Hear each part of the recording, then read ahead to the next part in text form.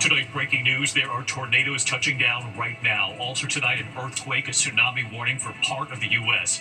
The passenger jet midair sparks shooting from an engine, and another plane. Authorities feared a terror incident, calling in F-15s. That pilot now under arrest. Tonight, tornadoes on the ground. As we come on, tornado and severe thunderstorm watches across several states, and the flood alerts in the east, Washington, D.C. to Philadelphia.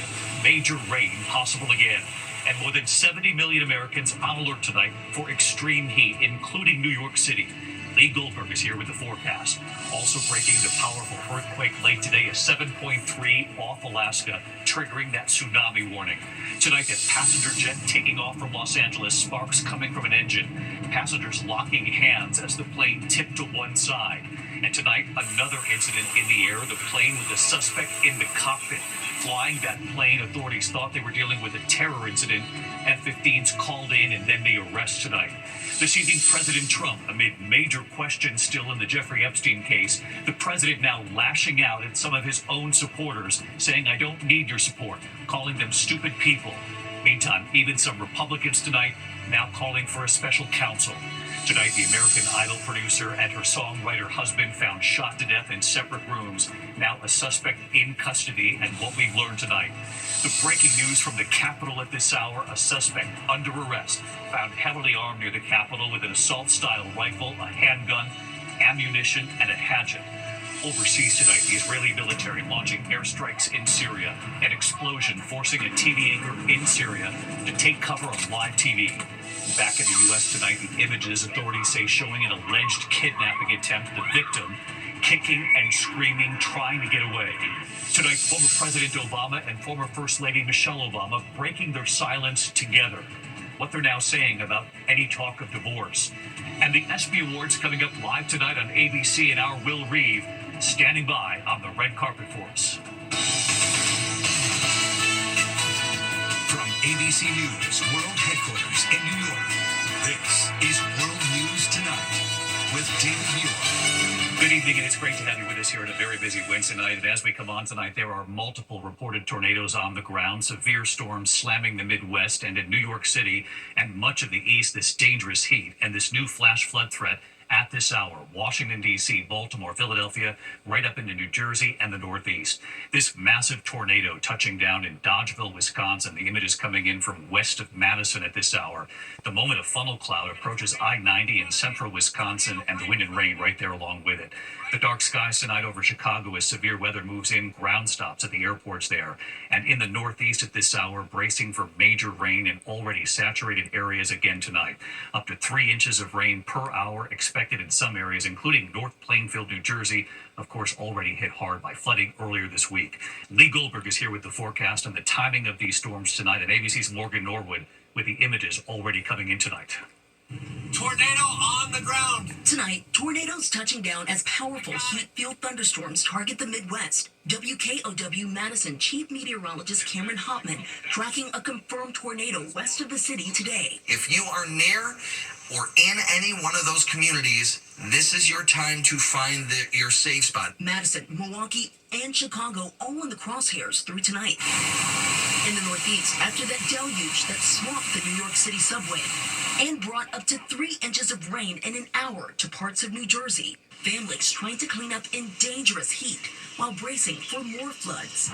Meanwhile, in Arizona, those fires that burned the historic Grand Canyon Lodge and dozens of other structures continue to rage. Our Faith Abube is there. Smoke from the Dragon Bravo fire quickly filling up the canyon. The fire still burning out of control on the North Rim. Firefighters dealing with strong winds and lightning in the area and desperately need a downpour. And we're learning more about that stunning whirling vortex from the Deer Creek fire in Utah. The National Weather Service says that was, in fact, an EF2 tornado with winds up to 122 miles per hour.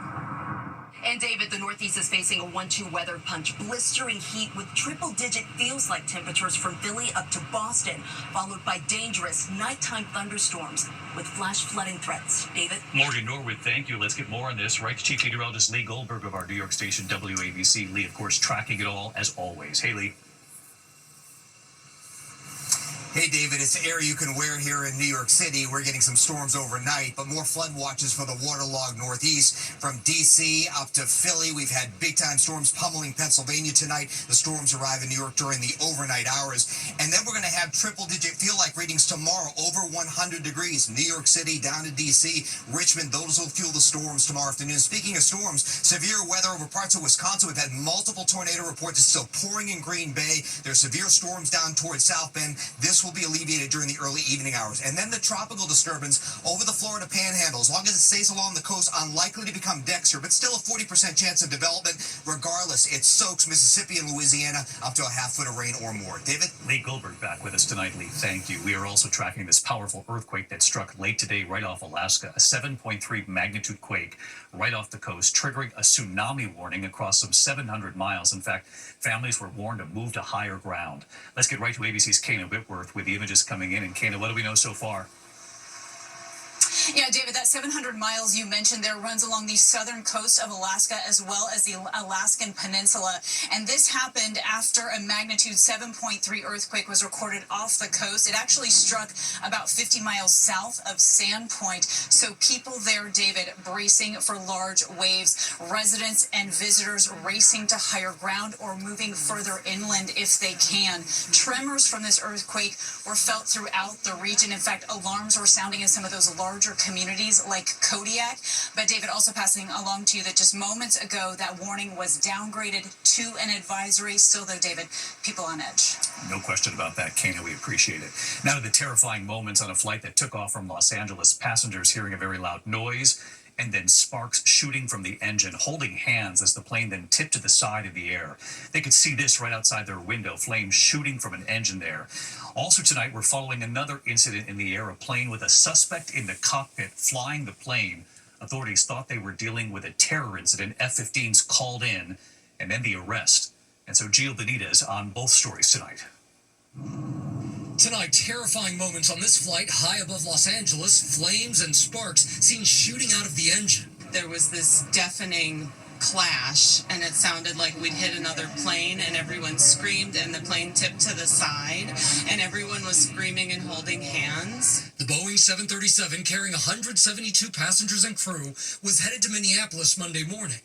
That engine issue happening shortly after takeoff. Flight attendants reported sparks coming from the back of the engine and vibration. The Sun Country Airlines flight safely, making an emergency landing back in LA and taxiing back to the gate. And authorities investigating another frightening incident. NORAD F-15s responding after a pilot stopped communicating with air traffic control. Authorities suspecting it was hijacked. We do have an aircraft that has been hijacked. The small single-engine Cessna 172 circling the Vancouver airport on Tuesday, all traffic held in place. Nobody knew whether the person had nefarious intent and intended to hurt themselves or to crash into somewhere on the Vancouver airport. So quite concerning. Air traffic control alerting other pilots already in the air to take caution. As in the vicinity of the airport, I'm just going to let you know that so that you can continue looking out the window. The suspect eventually landing the plane, police seen swooping in and taking him into custody. The aircraft searched. And David, CTV in Canada says that the suspect allegedly wanted to disrupt airport operations as part of a climate change protest. We've not been able to confirm that on our own. Meanwhile, back in LA, the FAA is now investigating that engine issue. David. Both of these incidents concerning tonight. Obviously, Gio, we appreciate it. There's also late news from the Capitol at this hour. A suspect now under arrest tonight, found heavily armed right near the Capitol. Authorities say the man from Oregon had an assault-style rifle, a handgun, ammunition, and a hatchet. Let's get right to our Chief Justice correspondent, Pierre Thomas. Pierre, what have you learned tonight? David, tonight we have a strange scenario playing out on Capitol Hill. An Oregon man is under arrest after police discovered a cache of weapons in his car to include an assault-style rifle, a handgun, ammunition, a sword, a bow and arrow, and look closely. That's what appears to be a medieval-style hatchet and spear known as a halberd. Capitol Police and other agencies are doing a deep dive into the background of 23-year-old Nolan Turin, who was detained near one of the entrances to the U.S. Capitol to try to figure out what he was doing. Tonight, he's facing multiple charges, including illegal possession of a high-capacity magazine. David? Those images are really quite something, Pierre. Thank you. Tonight, President Trump, amid major questions still in the Jeffrey Epstein case, the president now lashing out at some of his own supporters who are demanding answers about the Epstein files, calling them stupid people. Meantime, tonight, even some Republicans are now calling for a special counsel in this case. Here's our chief White House correspondent, Mary Bruce now. Tonight, President Trump lashing out at some of his own supporters for demanding that the Justice Department release the files from the investigation into sex offender Jeffrey Epstein. Trump calling the Epstein conspiracy theory, which his own top allies have pushed for years, a scam and a hoax, adding my past supporters have bought into this expletive, hook, line, and sinker. They're stupid people. Today in the Oval Office, I pressed him. You said this was all a hoax. Has your Attorney General told you this was a hoax? What evidence have you seen of that? The Attorney General. I know it's a hoax. It's started by Democrats. But Trump and some of his closest allies were the ones who stoked shadowy theories about Epstein and his so-called client list. And Trump rewarded them. This was Kash Patel, who the president named FBI director. What the hell are the House Republicans doing? They have the majority. You can't get the list? Put on your big boy pants and let us know who the pedophiles are. Dan Bongino, who Trump named deputy FBI director. I don't trust any story they tell me about Jeffrey Epstein. There is a reason this client list is hidden. In 2023, the president's own son, Donald Trump Jr., demanded, "Show us all the Epstein client list now." In February, Attorney General Pam Bondi made clear reviewing and releasing the Epstein files was a top priority. The DOJ may be releasing the list of Jeffrey Epstein's clients? Will that really happen? It's sitting on my desk right now to review. That's been a directive by President Trump. But over the 4th of July weekend, the FBI and the Justice Department released a memo saying the client list never existed and that they will not be releasing any more information about Jeffrey Epstein. Since then, the outrage among some of the president's supporters has only grown. Like, look, where's the Epstein files? Boo, can't find them. Don't exist. Like, they can get away. Yeah. But Trump digging in. Pam Bondi, I really think that she's done very good. She says, I gave you all the credible information. And if she finds any more credible information, she'll give that too. What more can she do than that? But tonight, one of the most influential voices in the MAGA movement says it's not enough. We need Pam Bondi, Todd Blanche, Dan Bongino, Kash Patel. Boom, boom, boom, boom. It's been 10 days since you've leaked this thing on the holiday weekend, and you still have not done a straight-to-camera, straight-to-the-sticks press conference. Here's what we looked for. Here's what actually existed. Here's why we reached the conclusion that we did. And now some of the president's supporters are calling for a special counsel to investigate the Epstein files. Asked today if he would consider appointing one, the president said, quote, "I have nothing to do with it." David. Mary Bruce at the White House. Mary, thanks. We turn next tonight to the murders of a beloved American Idol producer and her songwriting husband. Both were found shot to death in separate rooms in their Los Angeles home. Well, tonight, investigators on when they believe this couple was killed and what they believe the couple walked in on. ABC's Trevor Roll on the scene again tonight. Tonight, investigators searching for a motive in the gruesome murders of American Idol producer Robin Kay and her songwriter husband Thomas DeLuca. Police saying both were gunned down by a man who broke into their Los Angeles home. Everything we have right now indicates that there's no prior relationship and this was a random act. Detectives are now testing a gun they say they found in the home of the suspect, 22-year-old Raymond Budarian. He was in there for approximately half an hour or so when the victims came home. There was a confrontation that ensued, which resulted in the victims receiving multiple gunshot wounds. Police say they found the couple Monday during a welfare check 4 days after the shooting, but officers were there last Thursday responding to reports of a suspect scaling a fence at the home. I was the first one to respond. I was here before the police. Tim Pingle says he heard the police scanner and was live streaming when officers arrived. They were here for actually about 6 minutes and then the helicopter and they just took off. Police say they saw no signs of forced entry from the ground or from their helicopter. David, the LAPD says they'll look into the officers' response. They did not have probable cause to enter the home the day of the shooting last Thursday. Meantime, the suspect is due in court tomorrow. David. All right, Trevor Roll on this again tonight. Trevor, thank you. Overseas tonight, we're following the images coming in from Syria at this hour. Israel conducting airstrikes on Damascus, striking the defense ministry and right near the presidential palace. An anchor on live TV in Syria jumping for cover, and you'll see this. Let's get right to our chief international correspondent, James Longman, tracking the situation, and of course these images coming in. James? Yeah, David, Israel says they were striking military targets in the Syrian capital, Damascus, and they were caught on live TV. You can see the anchor jump from her desk when the first missile hits. Moments later, more strikes pound the building. This is right in the center of a busy residential area. At least 3 people were killed, 18 others injured. These strikes are part of a larger pattern. The new government in Syria is still weak and fragmented. It is struggling to control extremist gangs who are accused of brutal violence against minority groups. But President Trump does seem to want to give the new President Ahmad Shara a chance, at least. He cancelled sanctions on Syria just weeks ago. David? James Longman, who has covered Syria for years for us. James, thank you. Back here in the U.S. tonight, the Trump administration has fired 17 immigration judges without cause, according to the union representing them. It comes amid a critical shortage of judges and as ICE continues to ramp up arrests. The union tonight saying there are only 600 judges, while Congress has authorized 800. Critics tonight calling the firings politically motivated. When we come back tonight, the Obamas and this talk of divorce. Next year, former President Obama and former First Lady Michelle Obama breaking their silence together on all this speculation and what they said side by side. You'll see it. And look at this, the alarming images tonight, authorities say, showing an alleged kidnapping attempt. You can see, and of course you can hear the victim kicking and screaming, trying to get away. In a moment here. Tonight, those alarming images, the attempted kidnapping. Police say newly released video shows the attempted kidnapping in St. Augustine, Florida, south of Jacksonville.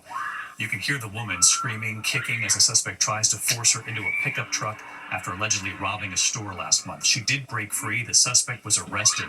And even though this is difficult to listen to, authorities say she did everything right here, fighting and screaming to attract attention, and that it worked. When we come back here tonight, former President Obama and former First Lady Michelle Obama speaking together about all this talk of divorce. You'll hear what they said here in just a moment. And then the ESPY Awards live here on ABC tonight, so our Will Reeve is standing by for us.